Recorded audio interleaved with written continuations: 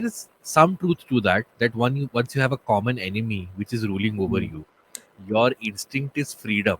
So Hmm. I think in that regard, I don't know who said this, but there is a quote that says that India is a continent parading as a country.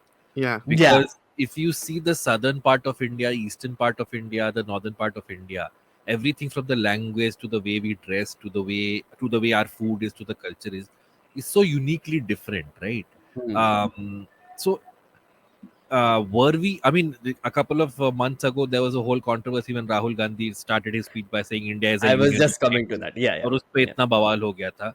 So I think it's a tough question to answer. Yes, we are a country, but that is our strength. The whole unity and diversity thing, Exactly. Hmm. Yeah. as cliche as it is, as frivolous as it sounds, it is kind of miraculous that every single day in this country, people of Yeah. different faiths, different languages, different cultures, just for some reason thrive together in one country. So uh, I would say the Britishers affected that in good and bad ways. One is that Hmm. because all Indians now had a common enemy, the common ruler that they wanted to throw out, they united against it.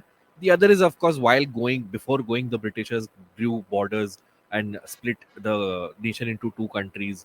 Hmm. The sort of the fruits of which was fruits नहीं कहेंगे क्या बोलेंगे उसको Consequences. जिसके consequences हम अब तक झेल रहे Hmm. हैं. So Hmm. I think there is some truth to the fact that the Britishers, their rule did in a way shape the country as we see it today. So Gandhi wrote this book called Hind Swaraj in the early 1900s, and it was a pamphlet. It was a small booklet type thing where he was trying to define what nationalism is for him, but it was more done to counter toxic feelings of nationalism. Again, like Gandhi's definition of nationalism, and Tagore took it even further, and he was talking about internationalism instead of nationalism. Mhm. But so what Gandhi says is that for any country to be designated as a nation, it must have the accommodating capacity, or say the people calling themselves a nation should have the sense of being in a community despite having differences amongst them as individuals, right? The whole thing about union of states, right, which Rahul Gandhi caused a big fuss about. Mhm. I mean, he didn't. It's written Yeah, in our exactly. constitution. Yeah, it India, which is is. Bharat, is a union of states, right? That is Yeah. what he was saying. What I think he did not do, though, is define it properly and why he wants to own that idea. And that sort of stems from how he's trying to counter a very different nationalism that is rising today. Now, there are two camps currently, as I see it. One is, of course, the extreme nationalist camp, which is like country before everything. But what is the country is one nation, one language, homogeneity, because that is the only way we can stick together.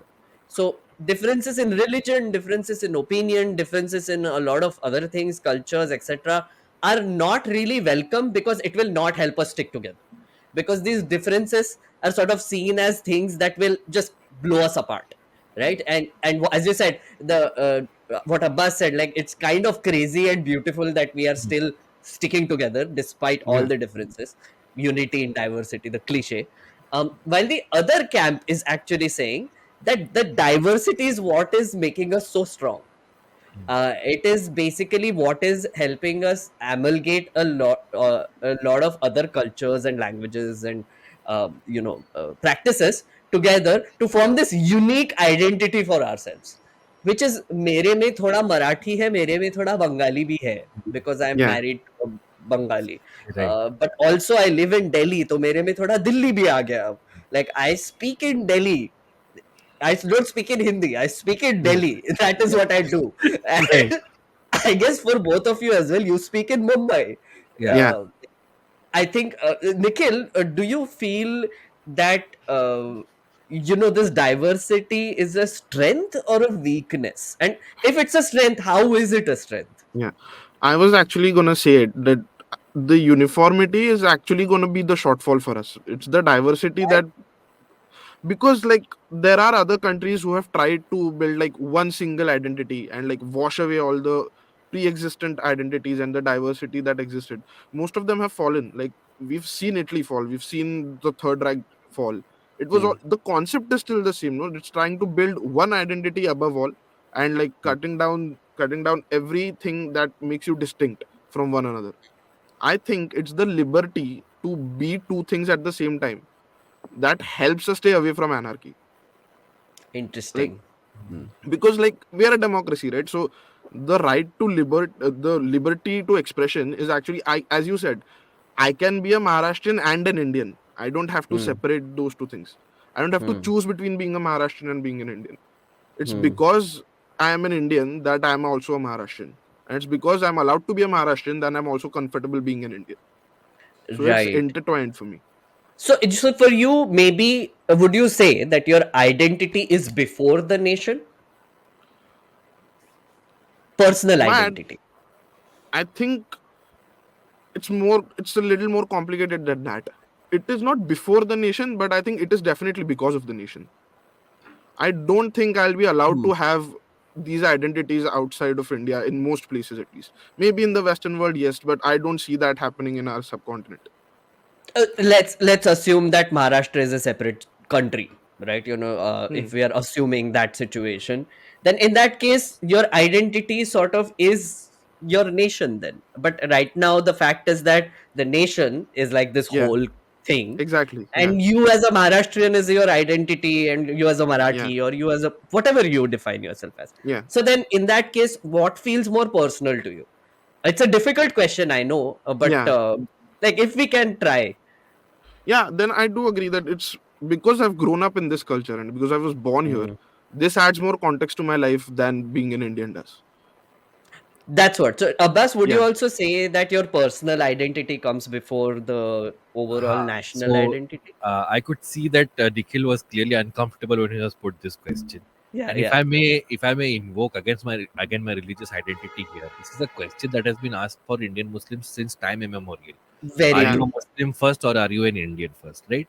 Right. And my answer to that is I am both in equal measure. I need not pick Mm, one over the other. But exactly. Yeah, I would like to say that I think Dr. Ambedkar said this once, and this is probably the most cynical part of him. He said, when you ask a Hindu who are you, he will tell you your caste. When you ask a Muslim who are you, he will tell you his religion. Okay, yes. so Hmm. within ourselves there consists that identity question mark of of who I am, Hmm. and it's difficult. Like if you ask me, my answer would be that why should I pick one over the other? Why can't I be both in equal measure? Why can't I be, because I have been born and brought up in Mumbai, why can't I be a Maharashtrian, a Muslim, and an Indian in equal measure? Because I studied in Karnataka, Hmm. why can't I be someone who also has absorbed some of that culture also? Y- yeah, Why? That's very interesting. So you're saying let's not rank it, is what Yeah, you're yeah, saying. Why are we even ranking it? Like, why exactly. is there before and after? yeah. Why can't Yes. it And be the same thing? Yeah. yeah, and I think like now that we're celebrating the Republic Day, the the creation of the Constitution, I think that was one of the fundamental principles, no, was to guarantee that you can be Hmm. both of these things at the same time. That is why we are celebrating the Republic Day. Is that we have the constitutional guarantee to be a Muslim and an Indian in equal measure. Hmm. That's the whole reason why we don't have a national language. We have many Exactly. Correct. official languages, which Yeah. is all these languages can coexist.